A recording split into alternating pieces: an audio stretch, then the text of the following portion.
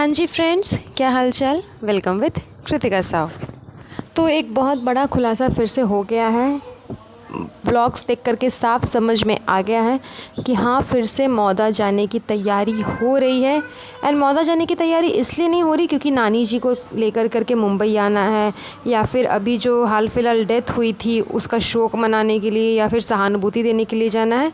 जी नहीं, चबूतरा मैडम की एनिवर्सरी आने वाली है। बस इस वजह से सब कोई मौदा जा रहे हैं ताकि एनिवर्सरी सेलिब्रेशन हो सके। ये रीज़न है स्पेशली मौदा जाने का। एंड स्पेशली इस पॉडकास्ट में मैं बात करने वाली हूँ दीपिका मैडम के बारे में। इसने जो कुछ भी किया है अपनी फैमिली के लिए, अपनी नहीं जनाब की फ़ैमिली के लिए।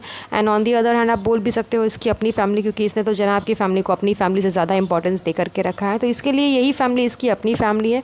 तो इनके लिए इस पॉडकास्ट पे बात होने वाली है। एंड इन्होंने जो भी एफ़र्ट्स डाले हैं अभी या पहले भी, उस सारे बातों में हम आज चर्चा करने वाले हैं। तो उससे पहले मेक श्योर कि चैनल को सब्सक्राइब करिएगा एंड बेल आइकन को प्रेस कर करके वीडियो को लाइक एंड शेयर ज़रूर करिएगा। तो जिस तरह से हम लोगों को समझ में आ गया है कि चबूतरा मैडम पूरी टोली के साथ में फिर से अभी मौदा जाने का तैयारी कर रही है क्योंकि उसकी एनिवर्सरी आने वाली है एंड इस चीज़ की शॉपिंग चल रही है।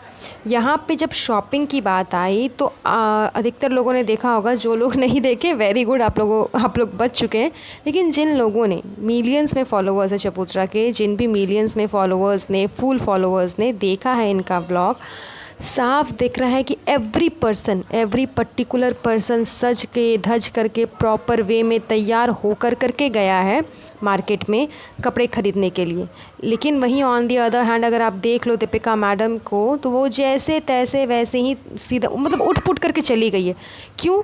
अपना कंट्रीब्यूट करने के लिए, अपना कंट्रीब्यूशन देने के लिए, फैमिली के लिए। मतलब जहाँ भी फैमिली की बात आई, फैमिली के लिए स्टैंड लेना हो, फैमिली के लिए कुछ करना हो, चाहे वो गुटका किंग हो या फिर चबूतरा हो या फिर अम्मी हो, पापा हो या फिर स्पेशली मैन चाइल्ड जनाब हो, तो वहाँ पर बिना सोचे समझे आगे पीछे दाएं बाएं देखे हमेशा ये मैडम साहिबा जो है वो कूद जाती हैं। बिकॉज़ यहाँ पर इसने फैमिली के लिए बहुत कुछ किया है।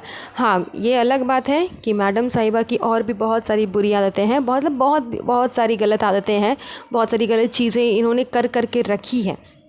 बट जहाँ बात आती है इब्राहिम फैमिली के लिए कुछ करने की, भले ये इसलिए करती होगी ताकि ये खुद को आदर्श बहू, बहुत अच्छी बेटी, बहुत अच्छी वाइफ साबित करने की कोशिश करती है और इसका जो इमेज है बहुत अच्छा वाला वो लोगों के सामने वैसे ही बरकरार रहे, इस वजह से करती होगी। वो तो दीपिका मैडम का अपना है। लेकिन व्लॉग्स में तो ये दिखाती इसी तरह से कि ये करती है, डायरेक्ट वे में खुद को अपने आप को बचाती है एंड इनडायरेक्ट वे में लोगों को ब्लेम करवाती है, चाहे वो अम्मी हो चाहे जनाब हो, जो भी हो। लेकिन ये खुद सामने से करती है ताकि ये खुद बच सके। लेकिन दिखता तो यही है ना व्लॉग्स में कि ये करती है, एफ़र्ट्स तो डालती है, भले अपने फ़ायदे के लिए डालती होगी लेकिन एफ़र्ट्स तो डालती है।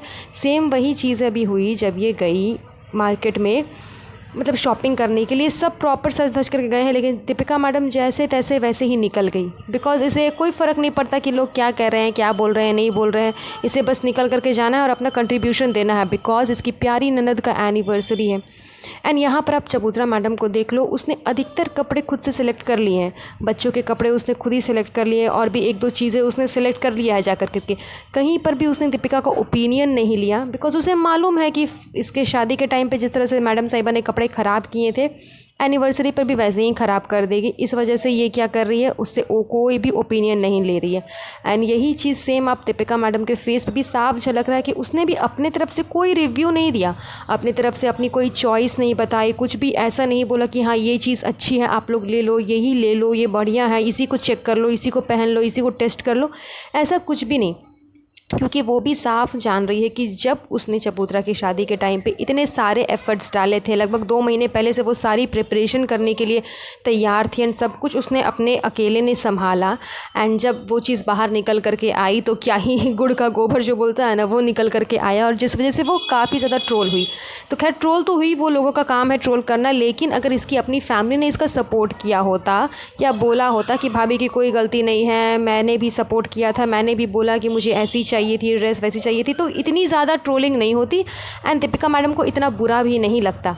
लेकिन जस्ट बिकॉज कि इसकी फैमिली ने इसके तरफ से कोई स्टैंड नहीं लिया, इसको कुछ भी नहीं बोला इसके तरफ से, इस वजह से ये चीज़ें दीपिका मैडम को हर्ट कर गई। एंड अब वो चीज़ें धीरे धीरे कर करके इसकी मेंटल हेल्थ पे भी इफ़ेक्ट पड़ रही है।